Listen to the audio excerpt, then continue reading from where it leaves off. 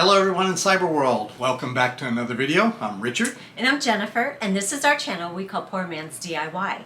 This week we're going to do a product review of the Sony ZV-1.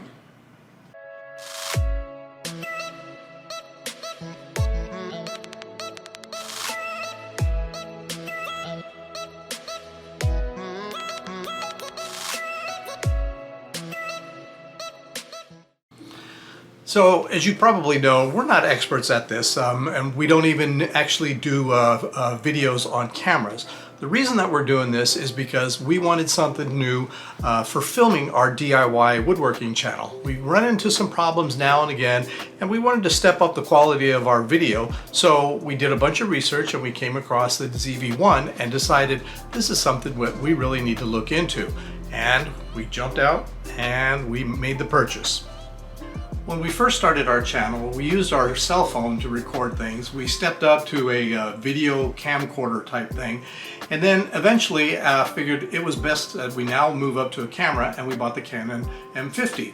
We love the Canon M50, but we've known that there's some issues with it, and a lot of people talk about it, and not that we would give up the camera, it's just that there's certain things that just don't work the way that we would like to, and we said, well, now we really want to try and step up the game and make better quality videos, so that's why we went with the Sony ZV-1. So we're not going to do a full comparison, but we're going to show you some of the problems that we had with the M50. Again, they're not true problems if you know what you're doing, but it takes a lot longer to do certain things with the Canon M50, and this one here with the Sony, everything seems to be instantaneous. So let's go ahead and take a look at some of the things that we're referring to. One of the things that we like about the Sony ZV-1 is the autofocus. We can take the camera and point at an object and it instantly focuses on that object. Now the same is true for our Canon. However, whenever there was any movement involved, the Canon would take a little bit longer before it actually focused, and a lot of times we would have scenes that we didn't even notice until we go into editing that it just turned out it was blurry or it was focused on something that we didn't want it to. The Canon does have the ability where you can click on the screen and tell it what to focus on, but again, when you move, something comes across the screen, or when we're doing woodwork and we're pushing some wood through the saw, it will focus, or it will lose focus on the original item, focus on something else, and then as we continue, everything comes out blurry.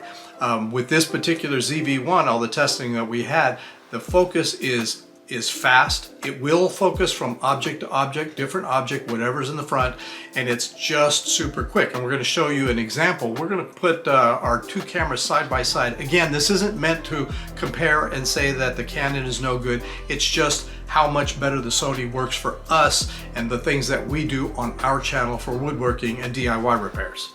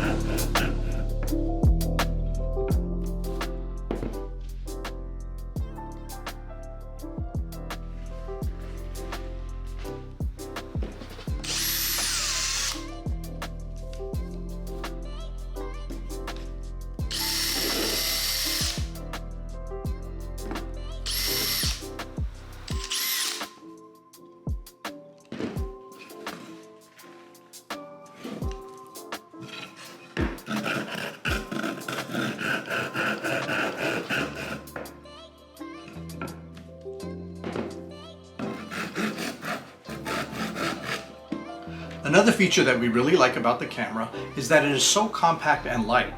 Yes, we could take the camera, put it in our pockets, and then take it out and record immediately.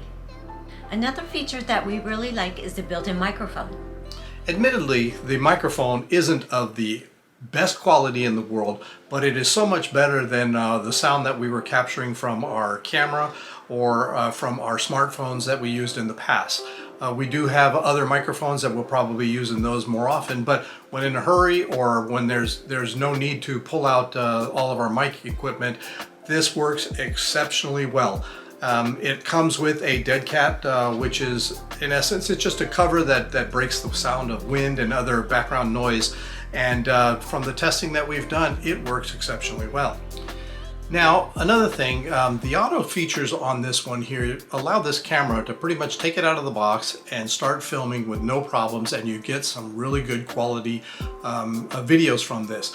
There's all kinds of different settings that we haven't actually tested all of them, but so far the auto features work really well, and we may not set any of those, even though we now know how to and understand things a little bit better. So depending on the lighting and the situation, we may have to do some manual setting, but it looks like the auto feature is so good on all the settings that we will just continue to go with that. And another big feature that we like is that this camera comes with a zoom capability. This means that I don't have to switch out camera lenses to get different angles or close-ups and so forth. That comes in real handy when you're working in the garage and you don't want to sit there and swap out lenses just so that you get a close-up of the saw that you're zooming in on, or the drill work or anything else like that. So this just makes a big difference for our use on a DIY channel. One of the features that we really like is that we can make the background blurry with the click of the button. So this particular video, we kept everything in focus so that we can show you this particular feature of making the background blurry. This is common with a lot of the professionals, how the focus becomes on the main item and everything in the back just blurs out. So let's see, real quick, we'll test it out here and see if that works. But if not, we're gonna go down and use this in another location so you can clearly see the blur effect in the background.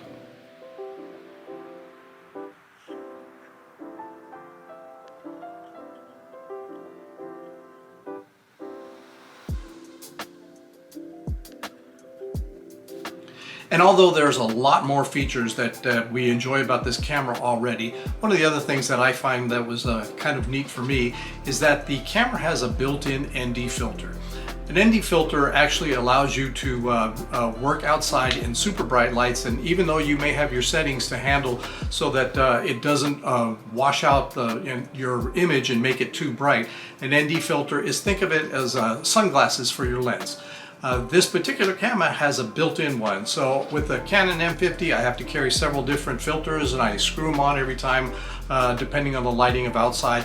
With this one here, it comes automatic, and the auto features on it engage it when it needs to be engaged. That makes things so much easier when filming in bright areas. It's quick. So all in all, the Sony ZV-1 was an excellent choice for us. We are so pleased so far. In just a short time and all the features that we've tested out, the images come out so much better than before. And though we still like our Canon very much, it just takes a lot more time to set some things up. And we will continue to use that, but this one here will probably be our go-to, and it'll be convenient so that when we record outside and elsewhere, it will be the one that we take, and I can carry on my gimbal much easier than the Canon. So although this isn't a sponsored thing, we just wanted to say that this is something that we believe would work for other YouTubers, not only vloggers, but for people like us that are filming DIY and woodworking, where you want to show the people how you zoom in on the tools or what you're actually working on. All in all, this came out really well.